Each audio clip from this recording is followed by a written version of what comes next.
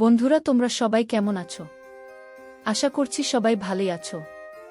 আজকের গল্পটি অনেক মজাদার হতে চলেছে। গল্পটা শুনলে তোমাদের হয়ে যাবে। আমি সুস্মিতা। আমার বয়স তেমন হয়নি। আমার মাত্র 13 বছর বয়স। আর এই 13 বয়সে আমার পরিবারের দায়িত্ব আমার নিতে হয়। প্রিয় বন্ধুরা, আমি একজন গ্রামের একটি মেয়ে এবং অত্যন্ত দরিদ্র ফ্যামিলির মেয়ে। আমরা মোটে 5 বোন এবং 2 ভাই ছিলাম। অর্থাৎ আমাদের ফ্যামিলিটা অনেক বড় ছিল। কিন্তু আমরা দরিদ্র ফ্যামিলি ছিলাম। আর আমি সবার বড় বোন ছিলাম। বড় হলে কি হবে, আমার বয়সটাও তেমন হয়নি। কিন্তু কিছু করার নেই। তাই কেমন যে নিজের উপর পেশার মনে হতে লাগল। যেত আমরা 5 বোন 2 ভাই। তারপরেও বাবা অনেক গরিব। অর্থাৎ আমাদের সংসার চালাতে বাবা অনেকটা হিমশিম খেয়ে যাচ্ছিল।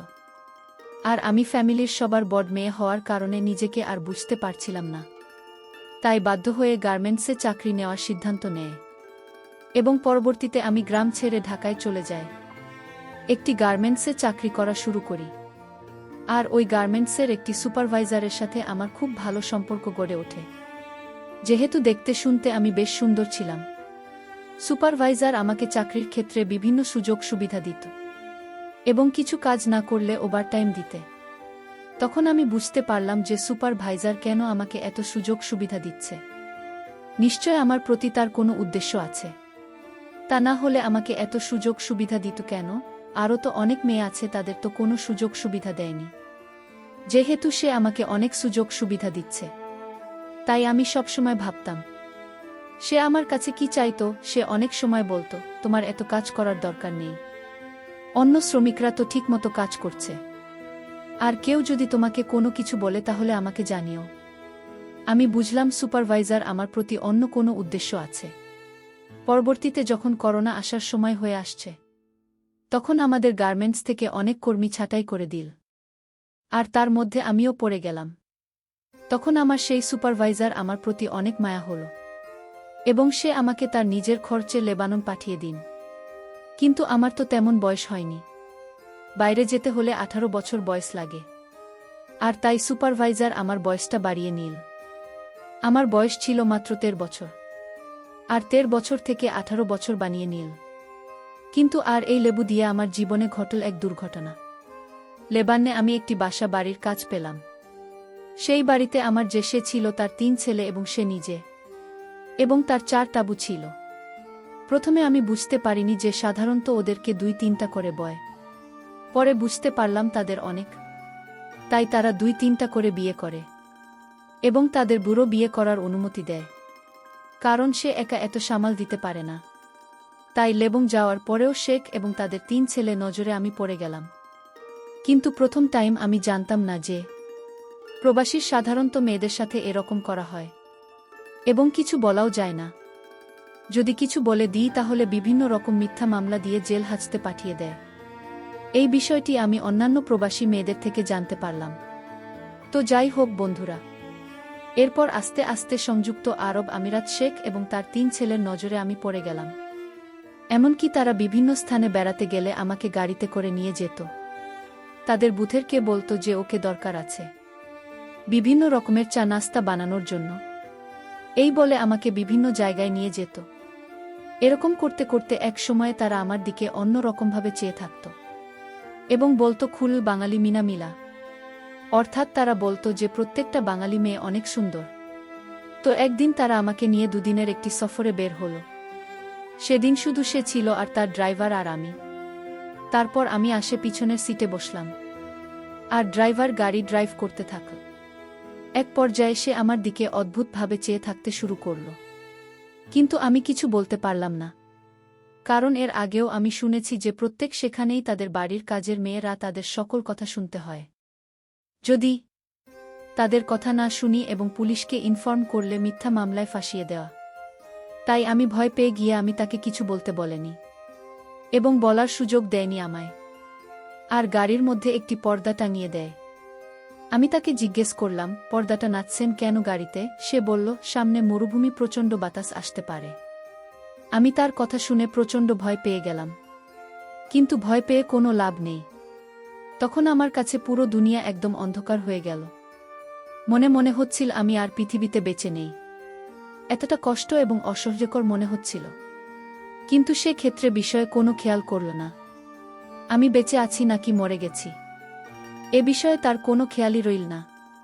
এক পর্যায়ে আমি অজ্ঞান হয়ে গেলাম। প্রায় 3 ঘন্টা পর আমার হুঁশ আসলো এবং আমি দেখলাম যে আমার অবস্থা একদম কাহিনী। অর্থাৎ আমার শরীর এমন হল উঠে দাঁড়ানোর মতো শক্তি আমার ছিল না। কিন্তু কিছু করার নেই, নিজের শেখ বলে কথা। আর আমাদের আজকের সফর তো ছিল প্রায় 400 কিলোমিটার দূর। এই 600 কিলোমিটার সফর অবস্থায় শেখ আমার সাথে। তারপর আমি যখন একটি নির্দিষ্ট স্থানে পৌঁছালাম, তারপর আমি সেই স্থানে পৌঁছানোর পর অসুস্থ হয়ে গেলাম।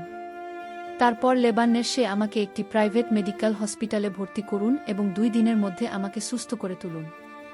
অতঃপর সে আবার সেখান থেকে ফেরার সিদ্ধান্ত নিল এবং আমরা আবার গাড়িতে উঠে বসলাম।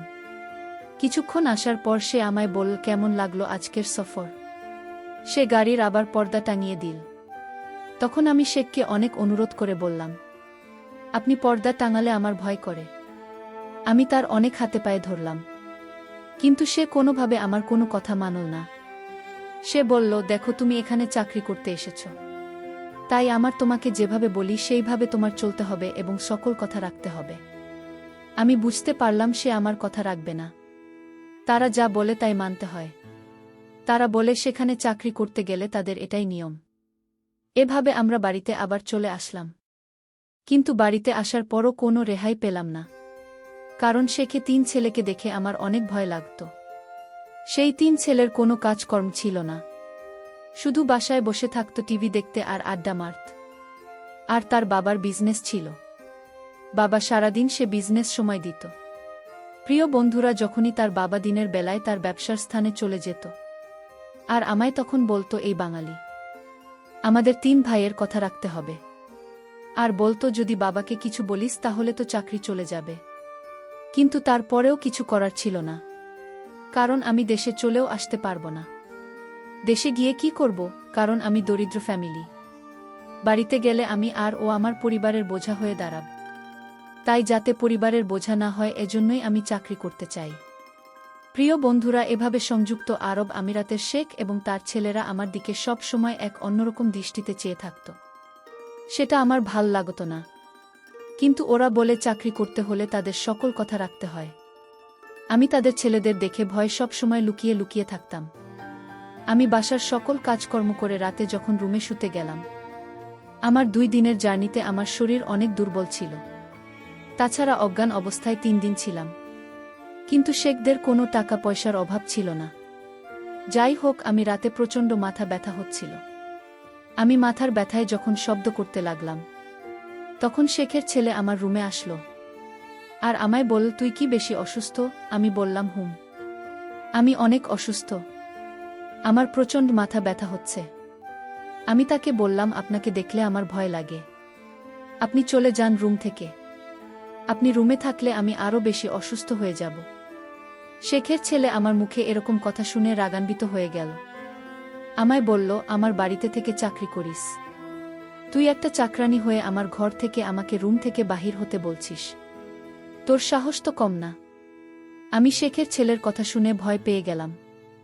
আমি শেখের ছেলেকে বললাম, আমার ভুল হয়ে গেছে, আমি আসলে মাথা ব্যথায় আমার কোনো হুঁশ ছিল না, আর তাই মুখে কি হতে কি বলে ফেললাম। আপনি কিছু মনে করবেন না, আমি আপনার কাছে ভুল স্বীকার করছি।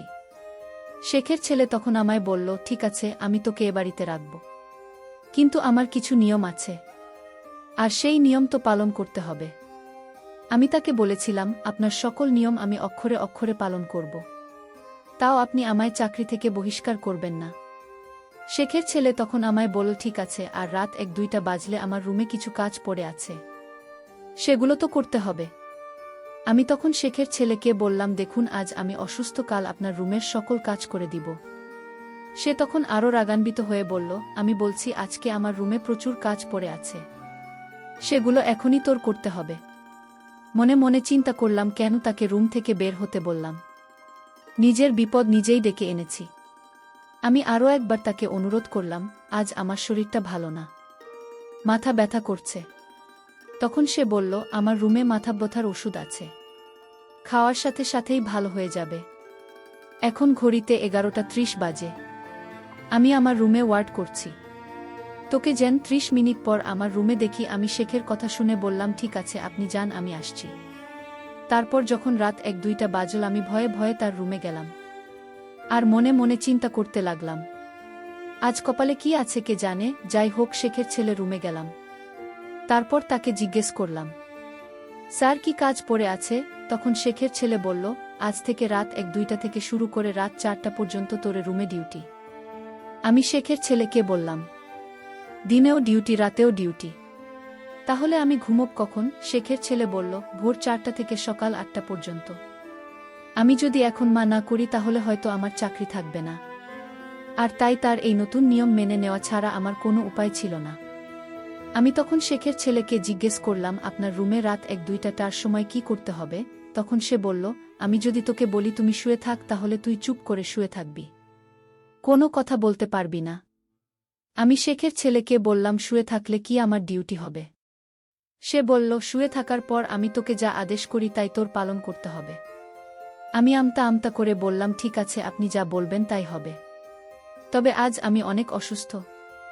আজকের রাতটা আমার রুমে আমায় ঘুমোতে দিন, কাল থেকে আমি আপনার রুমের দায়িত্ব পালন করব। আপনি যা বলবেন তাই হবে। শেখের ছেলে আমায় বলল, ঠিক আছে যা জুমা, আজ তোকে সুযোগ দিলাম। শেখের ছেলের কথা শুনে আমার একটু স্বস্তি মনে হলো। আমি আমার রুমে ঘুমাতে গেলাম। আমি রুমে গিয়ে ঘুমিয়ে পড়লাম। এরপর আমার সাথে যা ঘটেছিল তাতে আমার বেঁচে থাকার ইচ্ছাটাই হারিয়ে ফেলেছি। প্রিয় বন্ধুরা, গল্পটি ভালো লাগলে অবশ্যই কমেন্ট করে জানাবেন। আর নিয়মিত এমন আলাদা স্বাদের গল্প শুনতে ভিডিওটিতে লাইক এবং চ্যানেলটিকে সাবস্ক্রাইব করে সাথেই থাকুন। আর হ্যাঁ, নোটিফিকেশন বেলটি অল করে রাখবেন, যাতে পরবর্তী গল্প সবার প্রথমে আপনাদের কাছে পৌঁছে যায়। ধন্যবাদ বন্ধুরা, ধন্যবাদ সবাইকে।